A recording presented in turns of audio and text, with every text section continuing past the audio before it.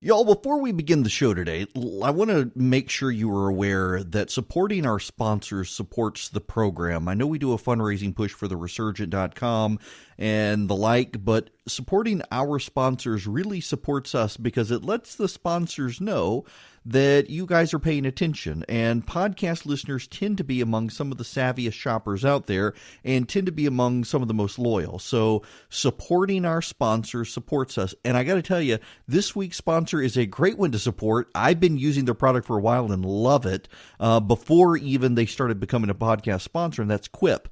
Great electronic toothbrush, and really a great one to travel with. And I've tried a lot of them, and this one is the most convenient to travel with. More about it in the show, but please support our sponsors. 3, 2,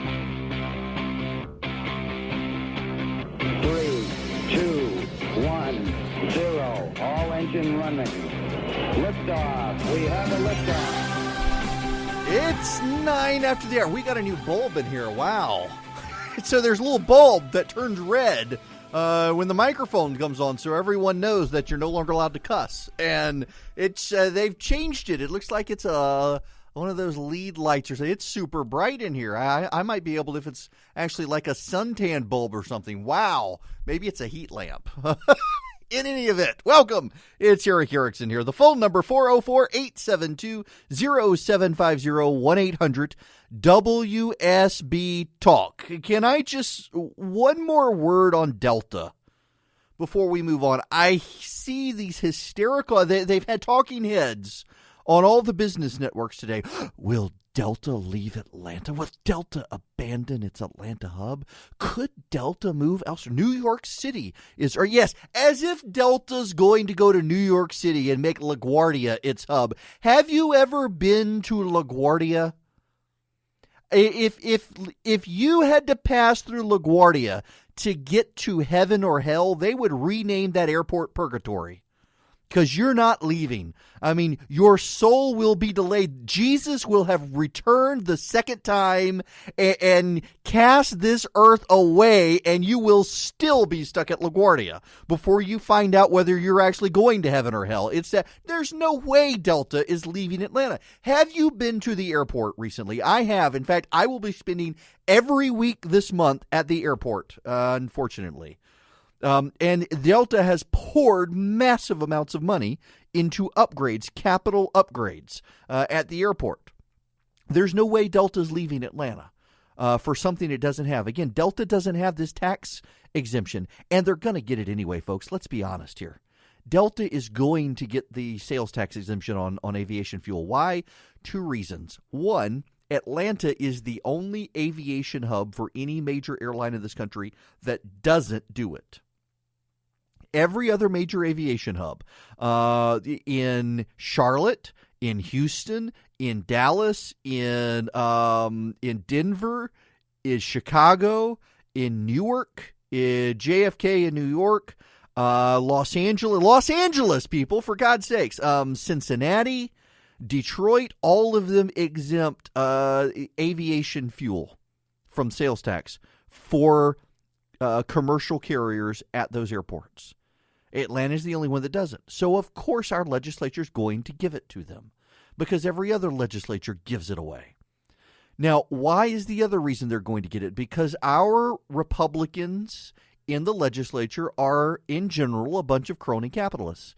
They believe the government can pick winners and losers. And in particular, if you are an existing Georgia business, you are a perennial loser with our legislature because they are vastly more interested in whoring themselves out to get out-of-state businesses to come to Georgia.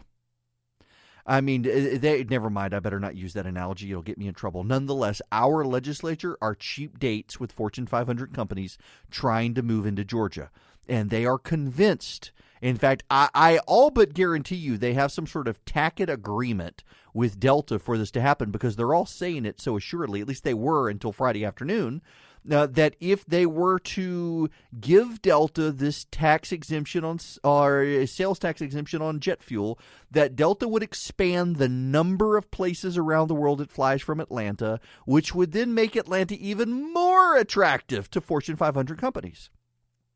So Delta's probably going to have to wait until next year I mean, keep in mind, Casey Cagle was okay with this, as was the Speaker of the House, until the NRA issue. They time heals all wounds, including this one. They will get the sales tax exemption. So, no, they're not going anywhere else. It is ridiculous. You know what this may do, though?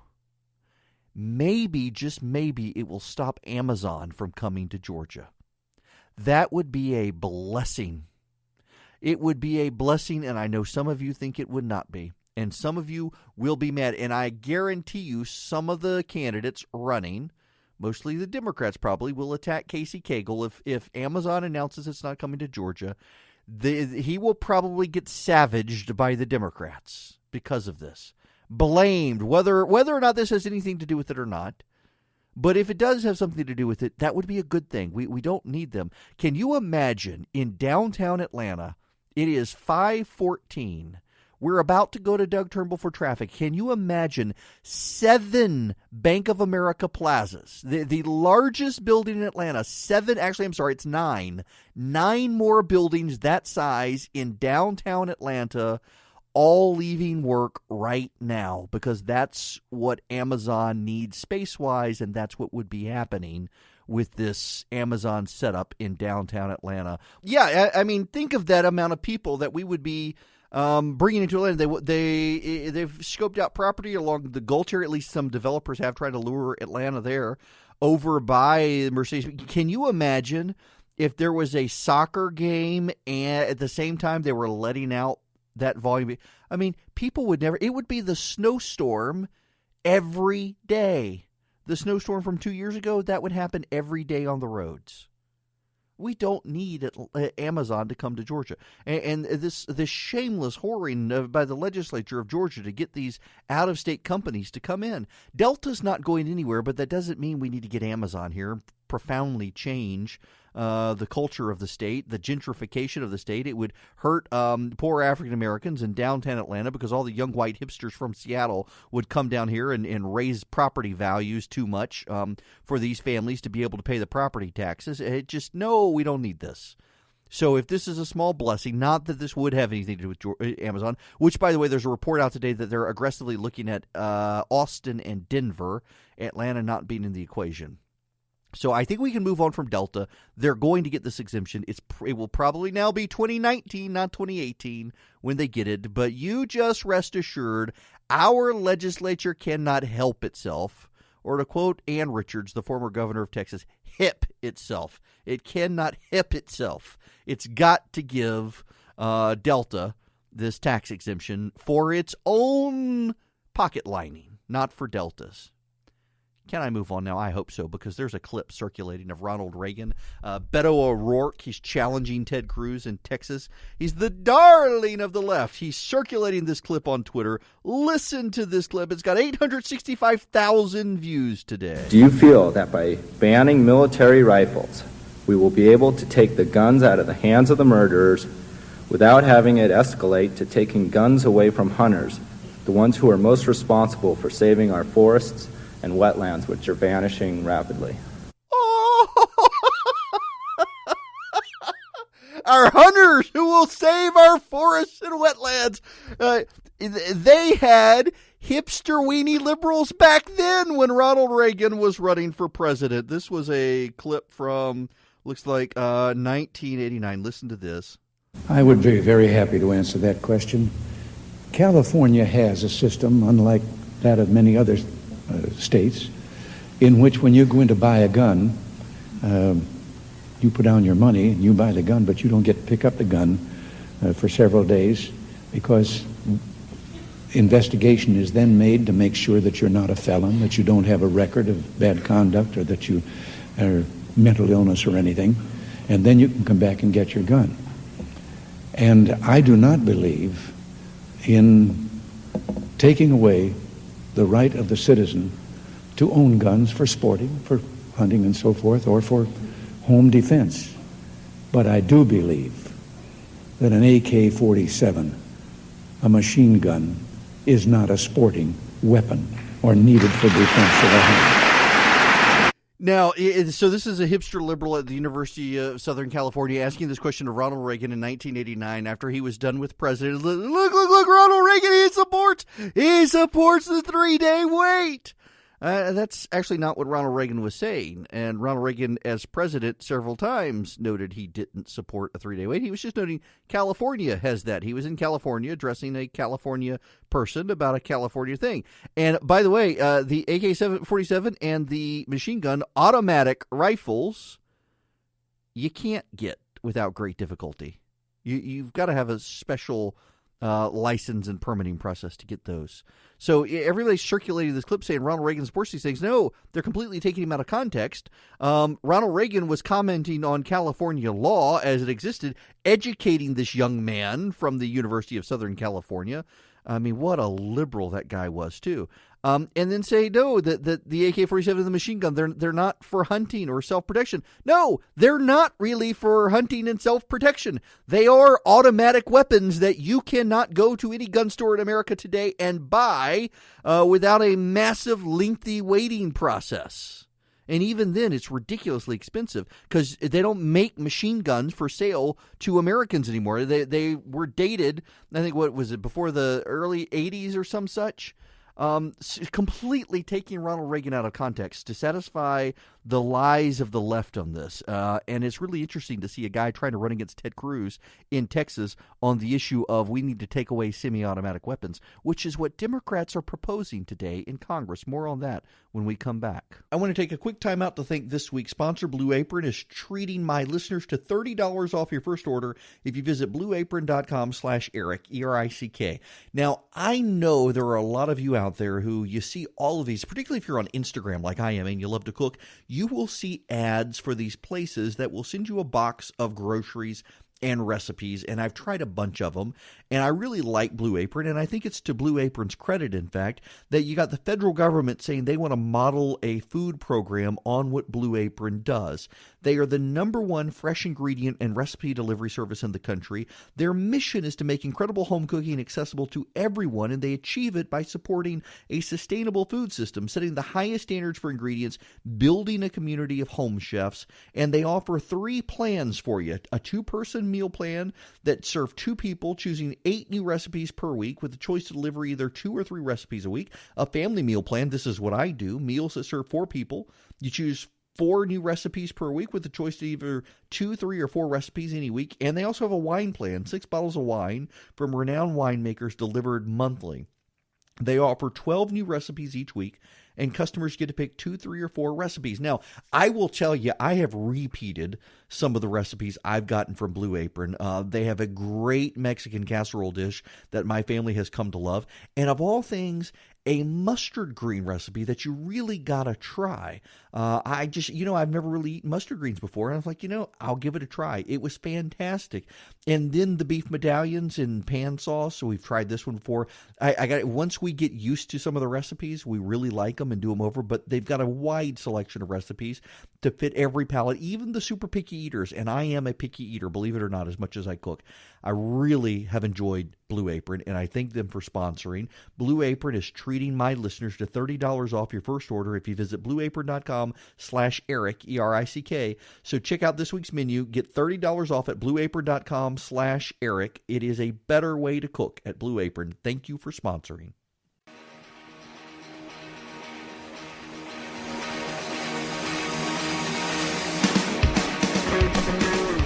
I love my audience. Sometimes you guys are nitpicky. Yes, I know you can buy a semi-automatic AK-47. I have one. That's not what Ronald Reagan was talking about. He was talking about an fully automatic rifle. You should know that in 1994, Ronald Reagan did sign a letter with Jimmy Carter and Gerald Ford saying he supported Congress's assault weapons ban. So there is that, but that's not what he was talking about in this clip that's being circulated. Technicalities. All righty. When we come back, can we move on? Actually, I do want to move on. I want to keep on the issue of the students from Parkland High School because there's a new angle of defense for them. Do you know if you talk about them in any way critically, you hate them and you're obsessed with them? And never mind that they're in the news every day. In fact, one of them was on television last night lying about Marco Rubio, and it was a lie because the student had been in the room listening to Marco Rubio say something and then completely distorted and misrepresented willfully so what Rubio had actually said in order to try to make a political hit on Rubio. And I do think that it is relevant to call them out if they're in a public debate and they're just making stuff up. We have an obligation, I think, to speak truth to their bullying, and it is bullying. They're targeting Federal Express now, trying to get people to boycott FedEx.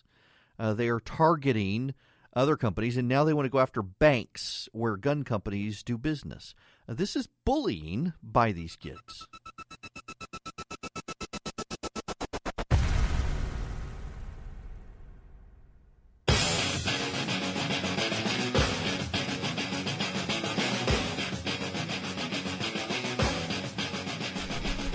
It's 39 after the hour. That light is really bright. I just want you to know that this is a. I mean, I feel like I'm in a red light district all of a sudden.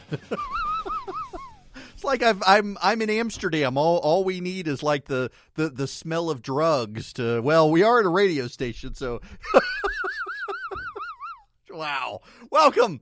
It's Erick Erickson. The phone number is 404-872-0750 1-800. WSB Talk. Hopefully today can be the last day I talk about David Hogg. There is a stunning new tactic from Generation Tide Pod Eater out there that if you talk about David Hogg at all, you are obsessed with him. Why are you obsessed with him? Why are you a hater? He's just a kid. But you want him to set public policy. And he's being trotted out on all of these TV news shows to determine public policy. You hater. Why are you obsessed? I mean, I've been seeing liberals in the media do this all day because I put up a piece at The Resurgent this morning about him. The title of the piece is "The Dead Are Not David Hogg Is Not the Dead." And the point here of this piece is that David Hogg is a survivor of that terrible, monstrous event. He has every right to be heard, but he is not the survivor. He is a survivor. And I don't have any idea what the gun rights positions are of those who died. What I do know is the survivors don't have a common position. And I'd suspect probably some of those who did die had various gun positions and wouldn't all be in favor of rounding up all guns. I mean, among the survivors, you've got several who've come forward to express their discomfort about the anti-gun stance taken by folks like David Hogg. You've got others who've come forward to express their discomfort with his tone and attacking and bullying those who disagree with him, even if they agree with his gun control stance. But the media is ignoring all of those people. The media is allowing David Hogg to be a representative of the dead, and he is essentially co-opting their names and their memories for his own personal political agenda. You may agree with his personal political agenda. I don't. But it doesn't give him the right to bully other people. It doesn't give him the right to say, for example, that my friend Dana Lash doesn't care about kids, or that she owns the government, or that she's a hater or in bed with murderers or whatnot. She has kids of her own, and she disagrees. And listen, and I need to tell you all that this is, to some degree, this issue has become personal to me. I have never been in a mass shooting, thank God, nor have my children, thank God. I have had people show up on my front porch to threaten my family. We have had gay rights activists pull into our driveway in the middle of the night just to intimidate us. We have had people stand on our street and heckle my kids in the front yard. We've had my kids chased down through a store and yelled at by people.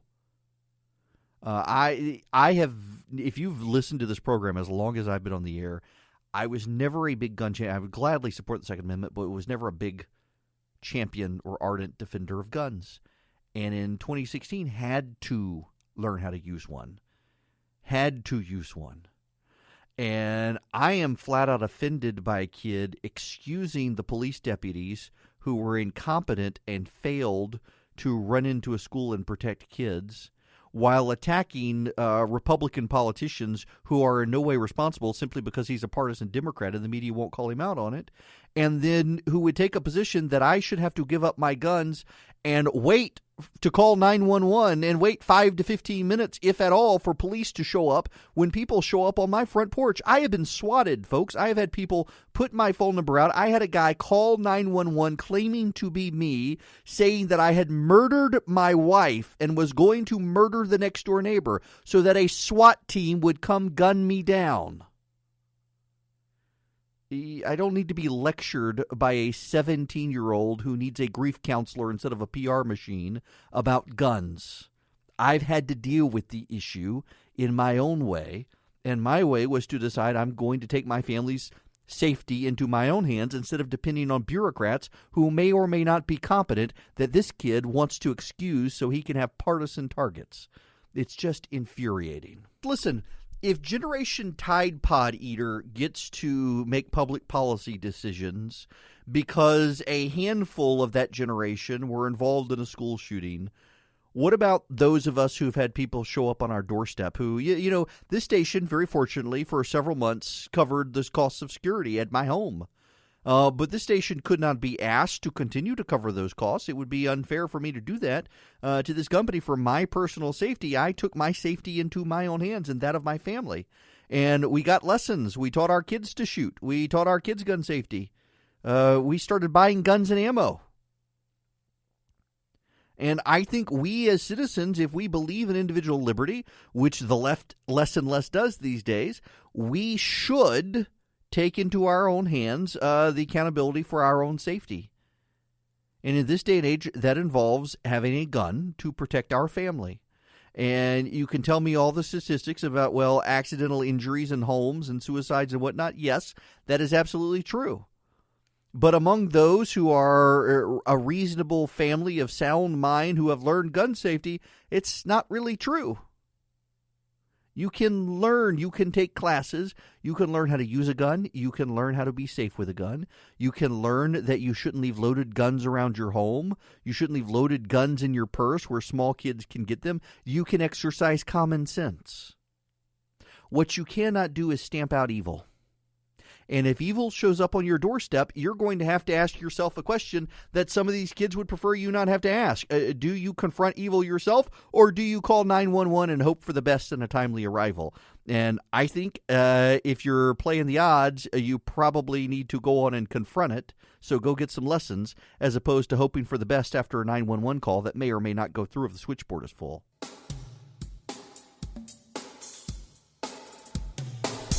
It's 55 after the hour. How about we go to the phones now?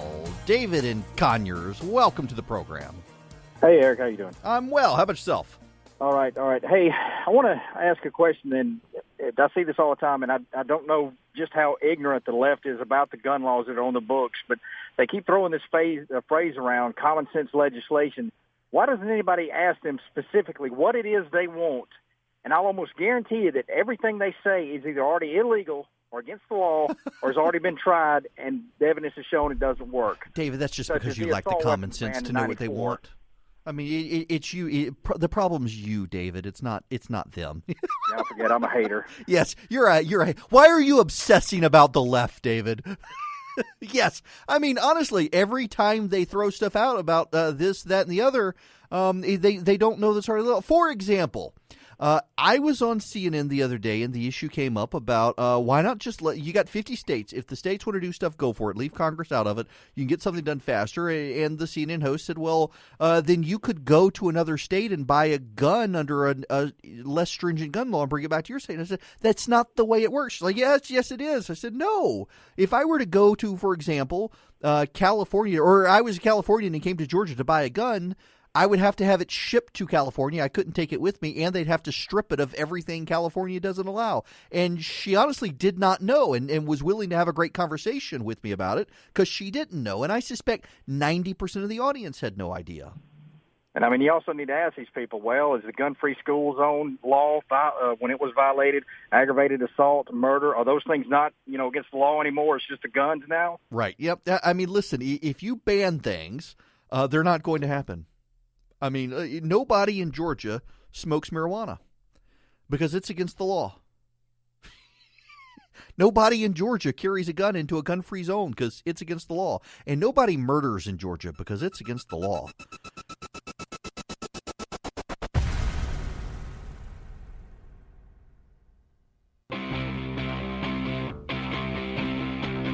Three, two, one, zero. All engine running. Liftoff. We have a liftoff. It is 9 after the hour. I am Erick Erickson. This is Atlanta's Evening News on WSB. If you would like to get a copy of this or any of the other shows, if you'd like to subscribe to our podcast, text the word SHOW to 444-999. That will also sign you up for my daily email, where you would have gotten the red alert about Republicans potentially caving on guns in Congress. Thankfully, it looks like they're walking that back. There is some breaking news at this moment from NBC. According to U.S. intelligence officials, Russia compromised election systems in 7 states prior to the 2016 vote. 3 senior intelligence officials tell NBC News the intelligence community believed the states as of January 2017 were Alaska, Arizona, California, Florida, Illinois, Texas, and Wisconsin. The U.S. intelligence community developed substantial evidence that state websites or voter registration systems in 7 states were compromised by Russian-backed covert operatives prior to the 2016 election, but they never told the states involved, according to multiple U.S. officials. They never told the states involved. You know one of the states that's not mentioned? Georgia. And there have been a lot of attacks on Brian Kemp for voter integrity in Georgia, largely related to this. There has been a lot of speculation that the Georgia system was hacked. I will remind you what the situation was, is that the Department of Homeland Security claimed to have found a vulnerability and attempted to hack Georgia unsuccessfully. The vulnerability did not work, but it was reported in the media as a successful hacking attempt by outside groups. It was actually the Department of Homeland Security trying. Yes, there was an issue with Kennesaw State University. One of the projects up there, they released a voter file with everybody's social security number out there. They recalled them all. That was not the Secretary of State's office. Yeah, I'm sure if Brian Kemp is the nominee for governor in Georgia, this will be an attack by the Democrats against him. It is worth noting, though, it is also an attack now being leveled at him by some of his Republican opponents. But here is the intelligence report. Georgia was not one of the systems that was penetrated. And I need to tell you something. A blast from the past, perhaps for some of you, but one of the people who deserves credit for this is a Democrat named Kathy Cox, who was the former Secretary of State, now the Dean of the Law School at Mercer University. For those of you who, you need to understand some history about the Georgia voting situation, and it's amazing how quickly people forget. It hasn't been 20 years ago, although 18 years ago. So, in the year 2000, most states in the Union still used paper ballots. Georgia used a Scantron machine. In Georgia, you would go to vote, you would get a ballot, and you would fill in a bubble. The ballots were then collected in a box. Those boxes were secured. They were transported to a board of elections, and they were passed through a Scantron machine that scanned the ballots. Now, the reason the United States went to electronic voting is because of the 2000 election in Palm Beach, Florida. The Palm Beach County Board of Elections designed what they called a butterfly ballot. And in that butterfly ballot, you opened the ballot. It was like the page of a book, and you pushed out a little hole. And the question was whether or not someone had intended to vote, because you had what were called chads. Those were the little pieces of the ballot that were pushed out. You could have dimpled chads, where it looks like someone left an impression with the little push out, but they didn't actually push the thing out. You had hanging chads, which were the chad did not completely disconnect from the ballot. And then you had completed ballots. And the election in 2000 was so close between Bush and Gore. Bush won Florida by 537 votes. He won the Electoral College, won the election, having lost the popular vote. And the West Palm Beach, or the Palm Beach County balloting, everything bad comes out of Palm Beach County, it seems. The Palm Beach County ballot was such a national disaster and so ridiculous in the debate over hanging chads and whatnot.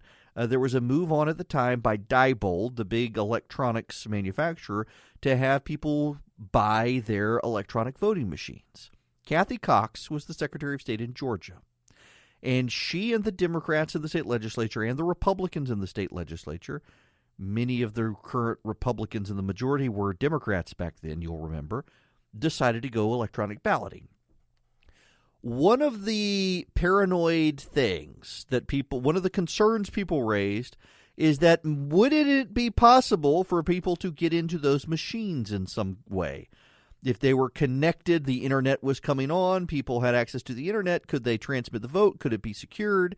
And the way Georgia got around this is that all of the machines were disconnected from the internet. You couldn't actually get into the voting machines over the internet. When the machines are at your voting location, they are rounded up, and you have the voting cards that go into the machines, but the data is not transmitted across the internet in real time or even later. You have to get the cards, and the cards of each of the machines hold the vote, and those cards are taken to the Board of Elections where they're read. Now, for some reason, the incompetent morons who run Fulton County still, for some reason, take longer than Methuselah lived to count an election when it should be instantaneous. And every single year, there seem to be failures. But I will remind you that I was an elections lawyer in Georgia for a number of years, and there were horrific stories about the paper ballots suddenly going missing or more showing up at the Board of Elections. It's really easy to commit fraud in a way that it's not as easy with these Diebold machines that Georgia uses, that you cannot hack remotely because they're never connected to the internet. And that was a call Kathy Cox made.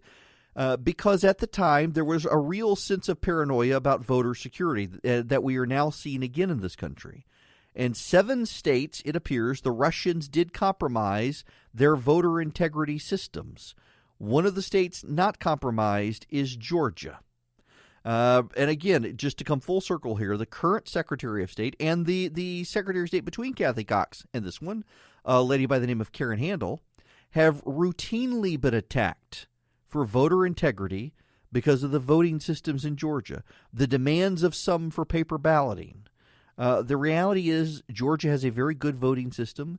It is secure. There is integrity. It has not been hacked. And any attacks on Kathy Cox or Karen Handel or Brian Kemp are just political attacks.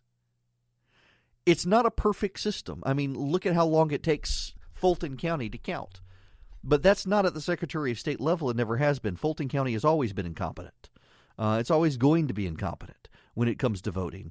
I mean, the world could end and you could still be waiting for Fulton County to count a vote. That's just the reality of the situation. But Georgia has good machines, and it's nice to hear that Georgia is not one of the places that has seen its ballot boxes compromised by Russian hackers, because they made a very smart decision at a time of widespread paranoia not to connect our machines directly into the internet. Folks, I'd like to thank Quip for sponsoring the show this week. Quip starts at just $25, and if you go to getquip.com/Erick, E-R-I-C-K, right now, you'll get your first refill pack free with a Quip electric toothbrush. Now, what is Quip and what sets it apart? I've been using Quip even before they were a podcast sponsor because I kept seeing their ads on Instagram. And actually, Jonathan Last at the Substandard podcast had recommended them, and I'm a big fan. And I'm a big fan for 2 reasons. One, I hate having to travel with chargers, and with most electric toothbrushes, you kind of travel with a charger. You don't with Quip, which is great. It uses a standard battery, and it makes it easy to change. It makes it easy to keep up with, and you don't have to worry about losing your charger or packing your charger. The other thing is the brush head size. A lot of electric toothbrushes have a brush head that is so big, it's hard to get in your mouth, let alone to the back of your teeth, and you got to brush the back of your teeth. Quip's brush head size, it is easy to fit in your mouth. It's easy to get into those tough-to-reach spots in the back of your mouth. I really like it. And the cool thing is it pulses, and every 30 seconds it stops very briefly, just so you know you've got a countdown for 2 minutes brushing your teeth like dentists recommend. And so you can time it. You got 30 seconds. You got the little pause. You know, okay, it's now time to work this side of the mouth. Pause. And on the fourth one, it buzzes 3 times, so you know you're done. You brush your teeth for 2 minutes. I have really enjoyed the experience. Having gone through multiple toothbrushes from some of the big brands, Quip is the one I like. It's the one I stick with. And, you know, mail order, they will send you every 3 months for just $5, including free shipping worldwide, a new brush head. So you never have to worry about your brush heads getting to the point where they're just not good. Quip starts at just $25. And if you go to getquip.com/Erick, E-R-I-C-K, right now, you'll get your first refill pack free with a Quip electric toothbrush. That's your first refill pack free at getquip.com/Erick. It's spelled GETQUIP.com/Erick, E-R-I-C-K. You gotta try Quip. It is a great, great thing. And if you travel, again, this is why I love it more than anything else. You don't have to worry about rechargers. You don't have to worry about chargers. None of that. Your toothbrush is going to go with you, and it's going to work.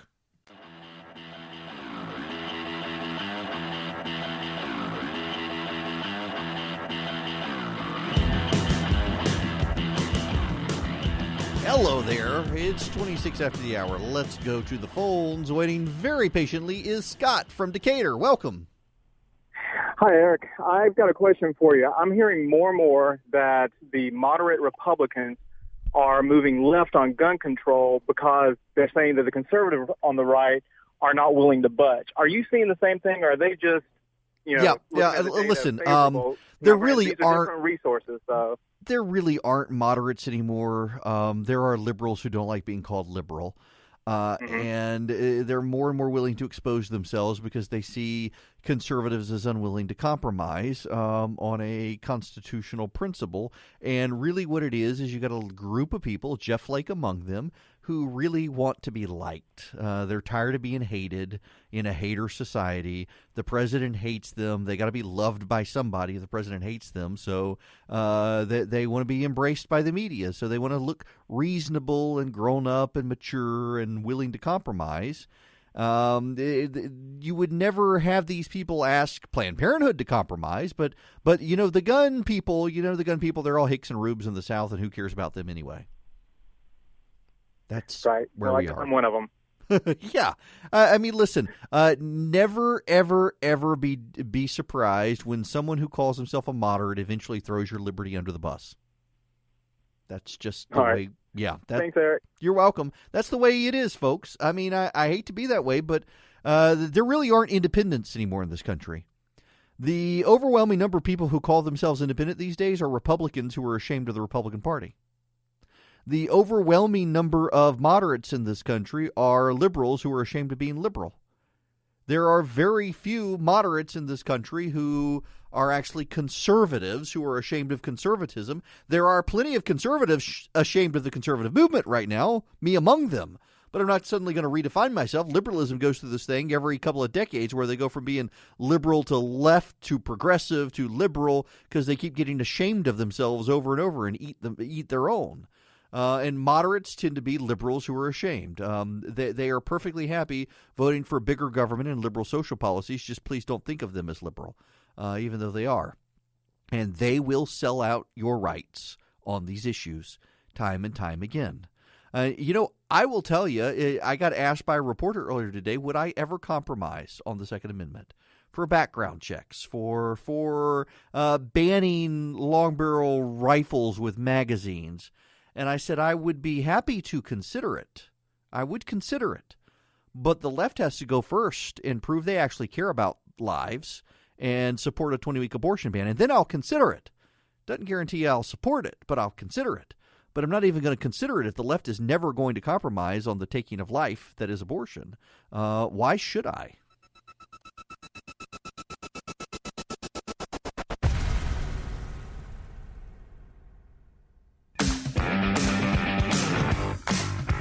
Welcome back. It's Erick Erickson here. The phone number is 404-872-0750, 1-800-WSB-TALK. Let's go back to the phones. Damon in Riverdale, welcome. Well, hi, Eric. How are you doing? Good evening. Good. How are you? Oh, not too bad for the most part, but thank you. And it's a pleasure to talk to you. But to let you know, full disclosure, I'm an independent voter. So I'm not on either side. I don't care about Democrats. I don't care about Republicans. But my question is this, and I need your help on it because I was about to get in an argument with a friend of mine, and where the argument was is something I really wasn't 100% sure on. So I need your help to, next time I have this discussion, to say I got it from Erick Erickson. Okay. The question is this. He asked me, this is concerning the Second Amendment. He asked me, he said, was I in the military? I said, no. He said, is this state being attacked? Well, I said, well, by who? And no. He said, that's what the Second Amendment says. I said, excuse me? He said, have you ever read it? I said, well, I might have seen it back in, when I was back in the 70s when I was in grade school, but I don't remember it. Mm-hmm. He said, the Second Amendment gives you the right to keep and bear arms if you're a member of a militia to protect your state. I said, huh? What? I said, no, it's the right to keep and bear arms. He said, no, you idiot. That's the end of the amendment. Look it up. Well, I said, I don't trust anything. I said, I don't trust anything on Google or the internet. So here's the clause, and it's two clauses in one sentence. A well-regulated militia be necessary to the security of a free state. The right of the people to keep and bear arms shall not be infringed. So you need to understand the history of it first. What the Supreme Court says is that the first clause is preamble. A well-regulated militia be necessary to the security of a free state. The second clause is the intent, and the intent is the right of the people to keep and bear arms shall not be infringed. So that raises the question, okay, what was the militia? Well, the militia were the volunteers who would gather. It wasn't a paid National Guard situation. These militias were local, essentially, service organizations. So now where did this come from, and why did they feel the need to put it in the Bill of Rights? Well, it comes from the Glorious Revolution of 1688. James II, the King of England, banned the private ownership of guns. And during the Glorious Revolution, they passed the English Bill of Rights. And in the English Bill of Rights, they noted that to protect against the tyranny of the state and to ensure a free state, the right of the people to keep and bear arms shall not be infringed. So the key here is necessary to the security of a free state. That's where this Second Amendment comes from, the English Bill of Rights. And what do they mean by a free state? It means the people's ability to prevent tyranny from happening on their shore or against their person. So in other words, you have the people able to form a militia to protect the state from foreign invasion, but also to band together to protect the state from the rise of despots within the state. So it has as much to do with protecting your homeland as it does to protecting your person and property from the encroachment of bad guys. Okay. So my counterpoint would be if a thief walked on my property and passed the, let's see, what does the county have? The 4 foot infringement. Long story short, he walked on my property. Mm-hmm. I can actually shoot that person because I don't know who they are. They weren't invited, and I'm not having a party. Because that also goes to the historic castle doctrine. The castle doctrine is they have to actually encroach inside your castle. A king could not attack his subjects who were on his land unless they tried to penetrate the wall of the castle.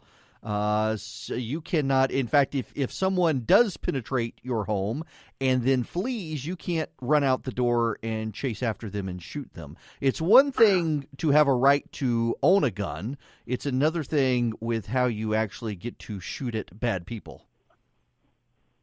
Okay. Yep, that's so, it. Eric, help me with the argument when you ever heard the saying, if you're arguing with an idiot, they'll beat you by experience? All right. So help me.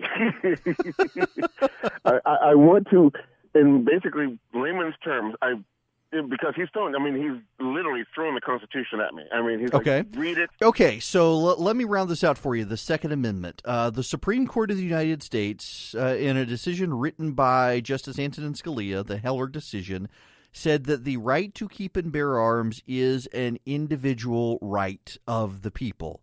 That's Supreme Court precedent in this country. In the same way someone might argue that there's a right to an abortion because of the Supreme Court, well, there's a right to a keep and bear arms, a right to own guns. The difference between the two is that there is no abortion right in the Constitution. It is interpreted from a privacy right that is interpreted from a right in the Constitution. The Second Amendment is actually the explicit text in the Constitution. Now, you should note that in the copy that is so frequently circulated, you see that there's an extra comma, a stray comma, in the Second Amendment. That actually isn't really up for debate. The reason being is because when the amendment went to the states for ratification that were certified by Thomas Jefferson, then the Secretary of State of the United States, that stray comma wasn't there. So the issue for the Supreme Court, and that they decided in the Heller decision, is that there is a right for individuals to own guns in this country. That the initial phrase, a well-regulated militia or a well-trained militia, is really a perfunctory statement. The legislation or the amendment doesn't apply to people who are in the National Guard.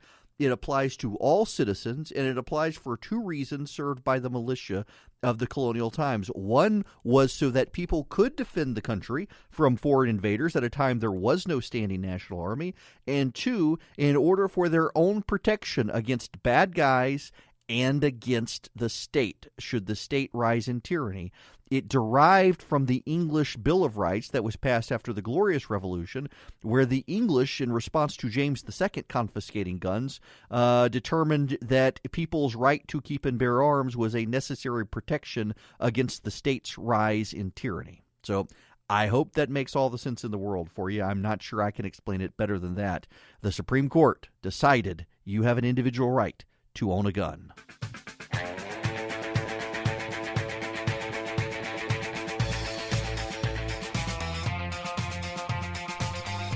Welcome back. It's Erick Erickson here. Let's go back to the phones. Shirley in Atlanta, welcome. Hi, Mr. Erickson. I'm so excited to get to talk to you. I tried to get through yesterday, but, everybody else wanted to talk to you, too. I understand. I am calling about the David Hogg character, the supposed survivor. There's been a lot of information on social media that he is not actually a student at the school. He wasn't actually a survivor. That there's pictures of him in a cap and gown for a graduation from a school in California a couple of years ago and different things like that. Have you found out if any of that's true? They are photoshopped. The school confirms he is a student. Various law enforcement agencies have confirmed he was a student. He was on campus the day of the shooting. He was in a closet actually interviewing other students with his cell phone. They were not in the immediate presence of the shooter where they were located. He is a legitimate student, and people are trying to discredit him. And that's one of the unfortunate things with the internet, I think, these days, is people make stuff up to discredit someone instead of confronting his arguments. He has a right to be heard. He is a victim. He does not have a right to bully other people, and I think he is. And he does not have a right to be given de facto authority and win any issue by virtue of he was in the school. And those who seek to discredit him by photoshopping images of him, claiming he graduated from other schools or whatnot, who are seeking to undermine him with conspiracy theory, I think they undermine legitimate arguments that dispute his viewpoint. But that's the age we live in where people come up with this stuff. You know, there's a big story out today, or yesterday rather, that the Russians in the 2016 election were trying to co-opt Southern Baptists and cause controversy within the Southern Baptist Convention over the 2016 election, which they succeeded at beyond measure. And this is just a continuation of that, and it's unfortunate.